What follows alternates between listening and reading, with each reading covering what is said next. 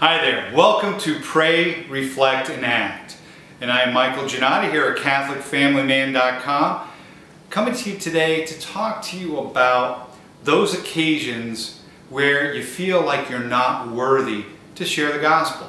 And so one of the things, it just struck me, and I almost did this in my Mikey Mouths Off segment, is there's a lot of things you see out there, and there seems to be this popular trend that says, look, until you have everything right yourself, until you're this perfect example of being a Christian, keep it to yourself. Don't be a hypocrite and try talking to me, until you can. Don't talk to me about pro-life if you're not out there adopting babies and taking care of the mothers and do all these things. Keep it to yourself. Don't talk to me about, Jesus and loving others unless you're spending every day in a soup kitchen and you've given away all your wealth.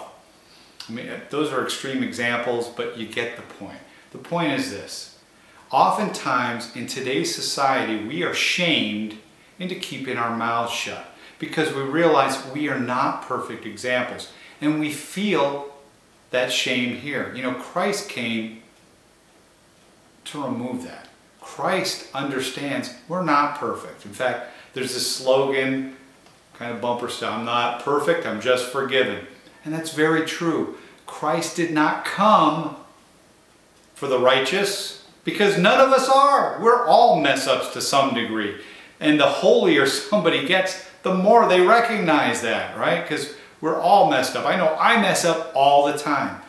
But if we allow that to keep us bottled up and to not act, we are missing out on an opportunity. And I just wanted to relate, there's an occasion a number of years ago that comes to mind with all this for me.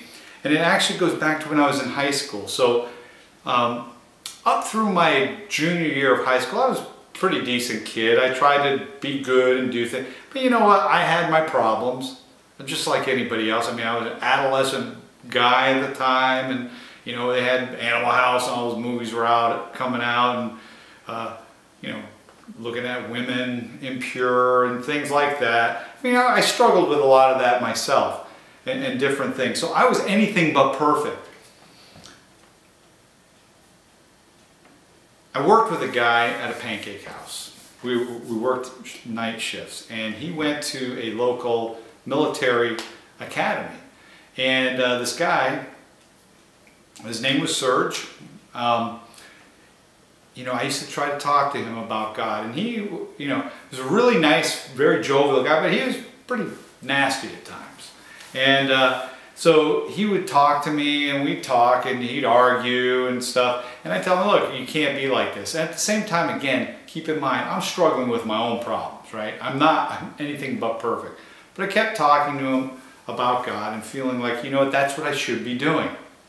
Did as best I could in my imperfection. And, according to the world, I should have probably just kept my mouth shut, done my job, not bothered him, went on my way. And in fact, when we parted ways, as he went off back to school and all that stuff, it didn't look like I'd done any good anyways, right?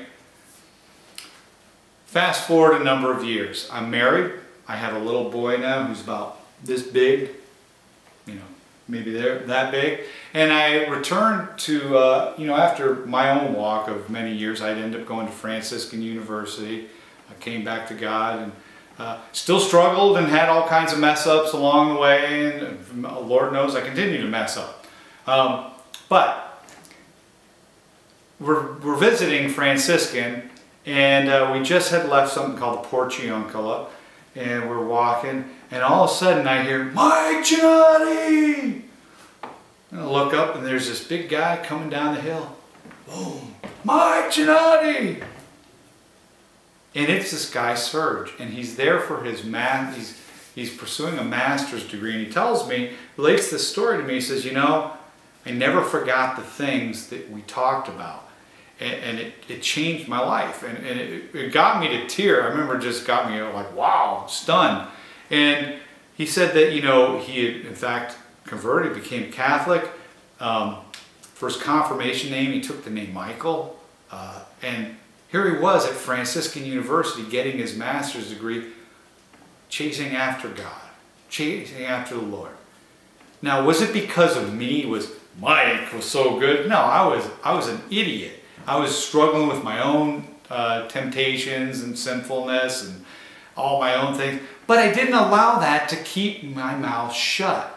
I still honored the Lord because Christ said, go therefore, go make disciples of the nations. We're all called to evangelize. This whole thing we talk about, the new evangelization, there's nothing new. It's more like a renewal, getting back off our dust.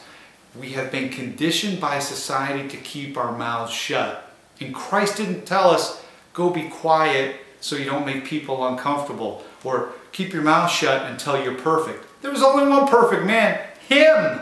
Everybody else was a big mess up. Peter, major mess up. Paul, holy cow, he was a murderer of Christians. And it goes on and on and on. Christ chose the apostles. He chose a bunch of misfits. It was like the Isle of Misfit Toys. He had the misfit apostles. And that's exactly the point. We're all messed up. We're all imperfect. We're all struggling. But don't let that keep you quiet. Don't let others keep you quiet. So what do you need to do? Pray, reflect, and act, first of all. In prayer, ask God to show you those occasions and opportunities where you can impact others, where you can be a disciple and evangelist for Christ. Ask God to bring those opportunities before you. He will honor that. He wants to use you.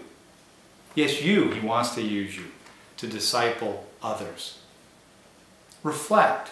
Think about, spend time after prayer reflecting on those occasions and things you might say and others, knowing that ultimately the Holy Spirit's going to help you, but make sure you're prepared as much as possible. But don't get overly anxious about it. And finally, act. Just get out there and do it. When the occasion comes to speak up for Christ, speak. Speak boldly. You're speaking for the Son of God. You're speaking for the Word, the final word in all things, Jesus Christ. So don't be afraid. Don't be afraid to stand up for Christ. Don't be afraid to evangelize. Don't be afraid to speak out. Just because you're not perfect, don't be ashamed. We're all imperfect. The Lord knows I am. And look at me with my big mouth here. So you can too. Speak up for God. With that, pray for God to bring people to you and those occasions to come up. Reflect on how you have talked to others, times where you may have failed and where you can do better. And finally, act. Speak up.